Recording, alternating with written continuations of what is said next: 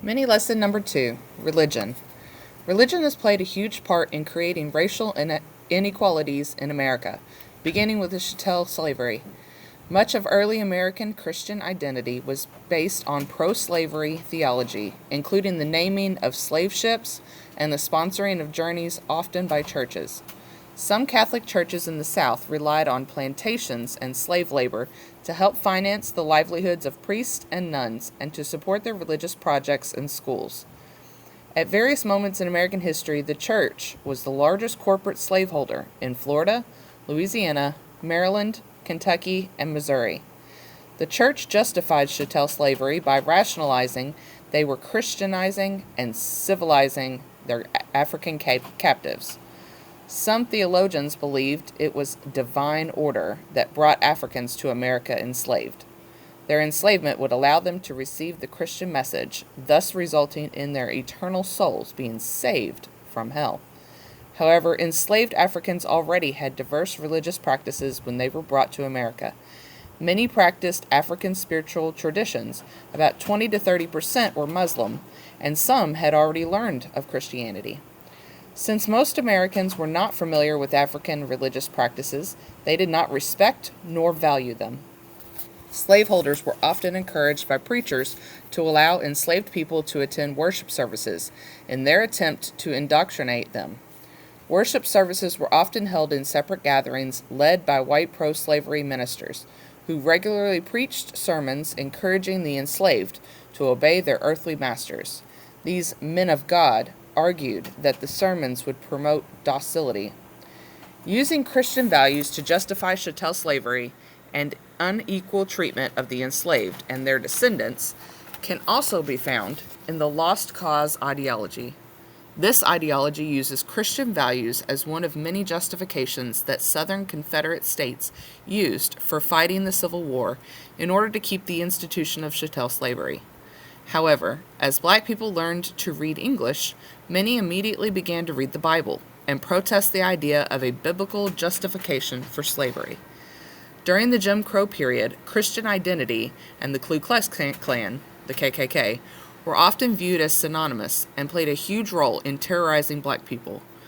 Many members of this terrorist group were white churchgoers who were powerful businessmen and politicians, also serving as deacons, Sunday school teachers, and financial supporters in the church. Prior to the Civil Rights Act of 1964, it was normal to see members of the KKK dressed in their robes while attending worship services. The KKK rode around in white hoods with a Bible in hand. The burning of the cross has been consistently used as a symbol of intimidation by the KKK, but also as a symbol of Christian fellowship.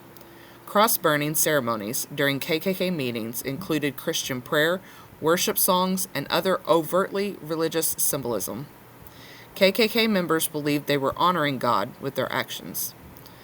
The black church has played a pivotal role in the African American experience. In 1758, over 100 years before chattel slavery legally ended, the first recorded black congregation was organized near Mecklenburg, Virginia, on the plantation of William Byrd. Prior to emancipation, religious exercises conducted by enslaved participants were closely monitored by white Americans to detect plans for escape or insurrection.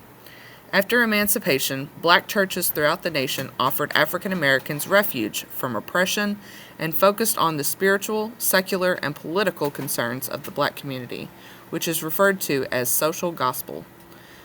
Many white conservative evangelicals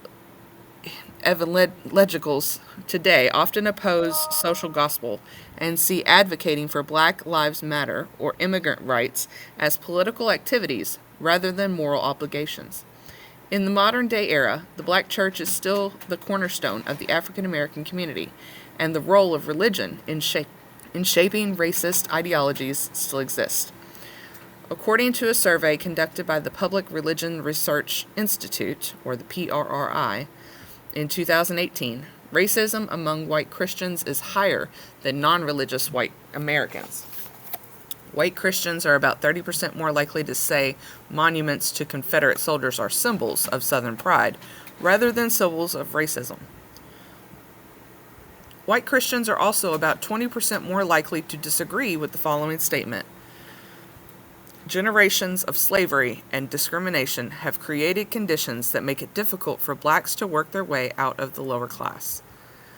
Many black Americans in the modern-day era believe that racism among white Christians, as referenced in the PRRI survey, was apparent by the way some white evangelicals spewed racist hate and birther conspiracy theories against America's first black president, Barack Obama.